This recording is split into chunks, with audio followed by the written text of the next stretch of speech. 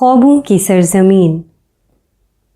میں مغربی تہذیب کے مرکز میں کئی مہینے رہا۔ میرا یہ سفر ایک طالب علم کا سفر تھا۔ میں ان لوگوں میں سے نہیں جو پہلے ایک نقطۂ نظر قائم کر لیتے ہیں اور پھر جو چیز اس کے خلاف سامنے آئے اسے قبول کرنے سے انکار کر دیتے ہیں۔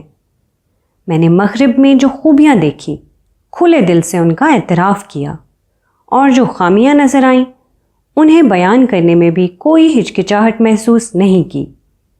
تاہم یہاں سے روانگی کے وقت میرے دل کی وہی کیفیت تھی جس میں ڈوب کر اقبال نے اپنا یہ شعر کہا تھا۔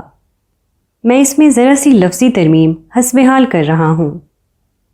خیرہ نہ کر سکا مجھے جلوہ رونق فرنگ، سرما ہے میری آنکھ کا خاک مدینہ و حرم۔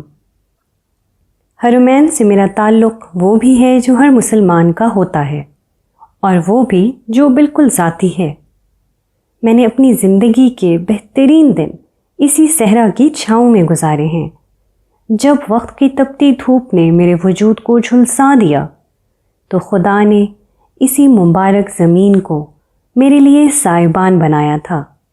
یہ دھرتی میرے جسم ہی کے لیے نخلستان نہ تھی بلکہ میری روح کے لیے بھی ایک چھاؤں بن گئی۔ آج میں اسی سائبان کی طرف واپس لوٹ رہا ہوں۔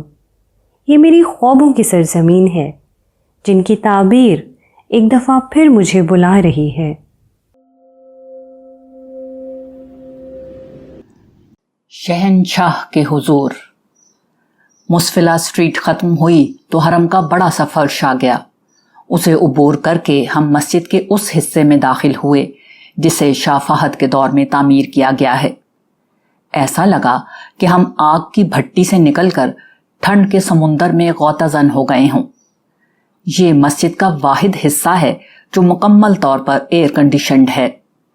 یہاں آ کر ایک طرف جسم کو گرمی سے نجات مل گئی اور دوسری طرف خدا کے گھر میں داخلے کے احساس نے وجود کی گہرائیوں میں اطمینان و سکون کی لہر دوڑا دی۔ ہم لوگوں نے نماز یہیں ادا کی۔ یہاں سے میرے سسرال والے الگ ہو گئے اور میں اپنی اہلیہ کے ساتھ مطاف کی طرف بڑھ گیا۔ نئی تعمیر سے گزر کر ہم مطاف سے قبل واقع ترکی دور کے تعمیر شدہ حصے میں داخل ہوئے۔ میرا سر جھکا ہوا تھا۔ اس دنیا میں گناہ گاروں کے سر جھکتے ہیں۔ بہت جلد وہ وقت آ رہا ہے جب ان کے گلے میں توق اور پاؤں میں بیڑیاں ہوں گی اور ان کے ہاتھ پشت پر باندھ دیے جائیں گے۔ پروردگار عالم کے غضب کا عالم یہ ہوگا کہ ہر شخص نفسی نفسی پکارتا ہوگا۔ خدا جب پوچھے گا این الجبارون این المتکبرون این الملوک الارض، کہاں ہیں طاقتور، کہاں ہیں بڑے بننے والے، کہاں ہیں زمین کے بادشاہ، تو ہر بادشاہ، ہر صاحب حیثیت اور ہر طاقتور خون کے آنسو روئے گا اور چیخ چیخ کر کہے گا کہ کاش میں مٹی ہوتا، کاش میں مٹی ہوتا۔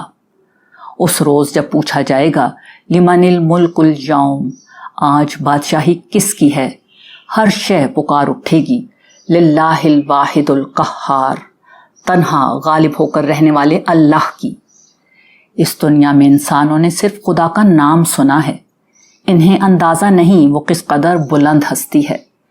جس روز اس کے جلال کا ظہور ہوگا، مجرموں کی خواہش ہوگی کہ زمین پھٹے اور وہ اس میں سما جائیں، مگر یہ جگہ جہاں میں موجود تھا ایک ذریعہ ہے جس سے انسان خدا کا پروانہ امان اس وقت کے آنے سے قبل طلب کر سکتا ہے۔ ویسے تو وہ ہر جگہ موجود ہے، لیکن اس جگہ کو اس نے اپنا گھر قرار دیا ہے۔ عزت والوں کا دستور ہوتا ہے کہ گھر آنے والوں کا اکرام کرتے ہیں، ان کی کسی درخواست کو رد نہیں کیا جاتا۔ یہ اللہ کا گھر ہے جسے اس نے انسانوں کے لیے پہلی عبادت گاہ بھی بنایا ہے، اس کی حرمت قائم کی ہے، قیامت تک کے لیے اسے اپنے عابدین کا قبلہ، مجاہدین کا مرکز اور محبوبین کا مقصود بنایا ہے۔ کائنات میں خدا کی تجلیات کا سب سے بڑا ظہور یہی ہوتا ہے۔ اس جگہ آ کر سر، آنکھیں، گردن، دل، دماغ سب جھک جانے چاہیے۔ محبوب آقا کے حضور دیدہ و دل فرش راہ ہونے چاہیے۔ پورے وجود پر عجز اور بے کسی طاری ہونی چاہیے۔ یہ اس شہنشاہ کا دربار ہے جو نگاہوں کی خیانتوں اور سینوں میں پوشیدہ رازوں کو بھی جان لیتا ہے۔ یہاں جس نے اپنے عمل کو کافی سمجھا وہ برباد ہو گیا، جس نے اپنی خطا کو حقیر سمجھا وہ تباہ ہو گیا، جس نے خود کو باحیثیت سمجھا وہ بے مقام ہو گیا۔ یہاں انسان کو صرف ایک مقام زیب دیتا ہے، غلام ابن غلام ابن غلام۔ میں حسب عادت مطاف کی سیڑھیوں سے قبل رکا اور نگاہیں اٹھا کر بیت اللہ کو دیکھا اور دیکھتا رہ گیا۔ دنیا میں حسن کی بہت سی قسمیں ہیں، لیکن حسن و سادگی اور جمال و جلال کا جو امتزاج اس چار دیواری میں ہے کہیں اور نہیں۔ سنتے ہیں کہ کعبہ پر ڈالی گئی پہلی نگاہ کی ہر دعا قبول ہوتی ہے۔ یہ بات درست نہ بھی ہو تب بھی میں ہمیشہ اس موقع پر کوئی نہ کوئی دعا ضرور مانگتا ہوں۔ اس وقت بھی مانگی۔ پھر آہستہ آہستہ مطاف سے گزرتا ہوا حجر اسود کے سامنے آیا، کالی پٹی پر کھڑے ہو کر دعا اور استلام کے ساتھ طواف کا آغاز کیا۔ ہجوم میں اینٹی کلاک وائز چلتے ہوئے یوں لگ رہا تھا جیسے وقت تھم گیا ہو، یا جیسے یہاں وقت ہوتا ہی نہیں۔ ازلی مسافروں کی یہ کوئی ابدی منزل ہے جہاں وقت نہیں گزرتا، بس پہر بدل جاتے ہیں، لوگ بدل جاتے ہیں، لیکن وقت کا دھارا وہیں کھڑا رہتا ہے۔ دوران طواف لوگ بہت کچھ کرتے ہیں، مگر میں صرف دو کام کرتا ہوں، دعا یا تسبیح۔ اس جگہ انسان کو یا تو وسیع تر کائنات کا حصہ بن جانا چاہیے جو ہر آن خدا کی تسبیح کرتی ہے، یا پھر ایک سخی داتا انداتا کے حضور پیش ایک محروم بھیکاری۔ میں یہاں ایک عربی دعا اکثر کیا کرتا ہوں جس کا اردو مفہوم یہ ہے کہ اللہ، ہم نے تیری پسندیدہ ترین چیز یعنی تجھے ایک ماننے میں تیری اطاعت کر لی، اور تیری ناپسندیدہ ترین چیز یعنی شرک میں تیری نافرمانی نہیں کی۔ مولا، جو ان دونوں کے بیچ میں ہم سے ہو گیا ہے تو اسے معاف کر دے۔ طواف سے فارغ ہو کر میں نے اہلیہ کو ان کے گھر والوں کے پاس بھیج دیا کیونکہ انہیں عمرہ نہیں کرنا تھا، اور خود ملتزم سے آ کر لپٹ گیا۔ یہ وہ جگہ تھی جہاں حضور صلی اللہ علیہ وآلہ وسلم خدا کے حضور راز و نیاز کیا کرتے تھے۔ میں یہاں پہنچا تو یوں لگا جیسے میں خدا سے ملاقات کے لیے آیا ہوں۔ وہاں بہت سے لوگ کھڑے تھے، مگر سب ایک دوسرے کے لیے غیر موجود، سب ایک دوسرے سے لا تعلق۔ وہاں انسان تھا یا خدا، تیسرا کوئی نہیں تھا۔ میں بھی خلوت میں چلا گیا۔ اس دوران پتہ نہیں کیا کچھ ہوا، میری لیے تو کچھ نہ رہا تھا، جو رہی تو بے خبری رہی۔ جب وہاں سے ہٹا تو محسوس ہوا کہ بہت سارا گند بہت ساری بارش کے ساتھ بہہ گیا ہے۔ تو نوافل ادا کرنے کے بعد سعی کے آغاز کے لیے میں نے صفا کا رخ کیا۔ یوں تو پورے حرم پاک کو سیدنا ابراہیم علیہ السلام کے خانوادے سے خصوصی نسبت ہے، مگر سعی کا عمل راہ خدا میں ان کی قربانیوں کی عظیم ترین یادگار ہے۔ آپ نے اپنی پوری زندگی جس طرح خدا کی فرما برداری اور اس کے دین کی خدمت میں گزاری، اس کا بدلہ بھی خدا نے آپ کو ایسا ہی دیا۔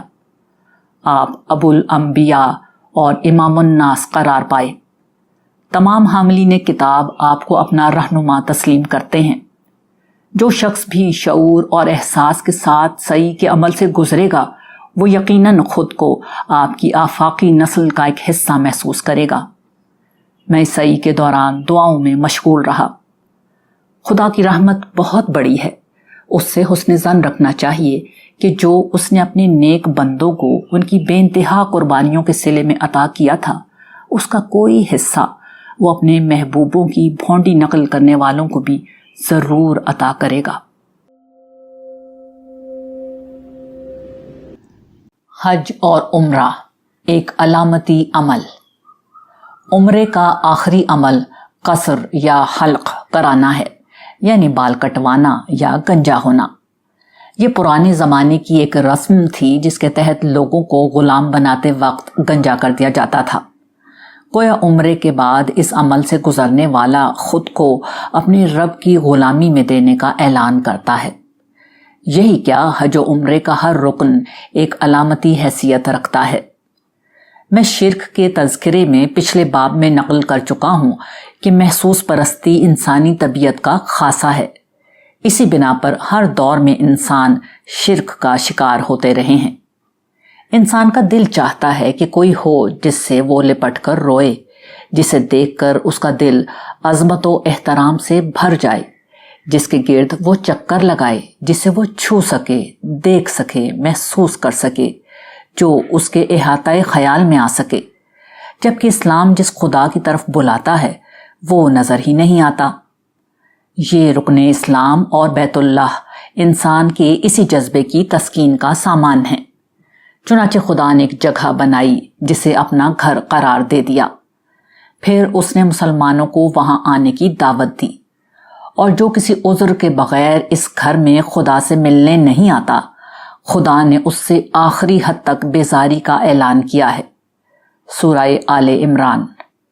اس کا سبب یہ ہے کہ جو شخص نظر آنے والے خدا میں بھی دلچسپی نہیں رکھتا، اسے ان دیکھے خدا سے کیا تعلق ہو سکتا ہے؟